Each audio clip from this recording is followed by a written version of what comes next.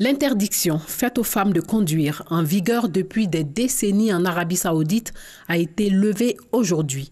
Ce sont des conductrices émues qui ont commencé à circuler dans Riyad et l'ensemble du pays, évoquant un sentiment de liberté, même si de lourdes discriminations persistent. J'étais sûre que ce jour arriverait et il est arrivé vite. La volonté politique et le changement sont venus vite. L'interdit était unique au monde. La réforme est historique à l'échelle de ce royaume ultra-conservateur de 32 millions d'habitants.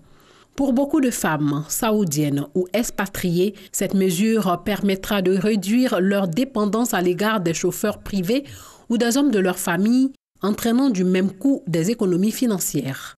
La levée de l'interdiction devrait stimuler l'emploi des femmes et, selon une estimation, ajouter 90 milliards de dollars à l'économie d'ici à 2030.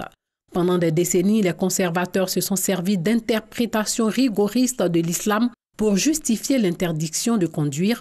Aujourd'hui, le comité des grands oulémas, la plus haute instance religieuse du pays, a réitéré son soutien à la conduite des femmes, assurant que cette décision était en conformité avec les préceptes islamiques. Je suis fier que le pays ait franchi cette étape.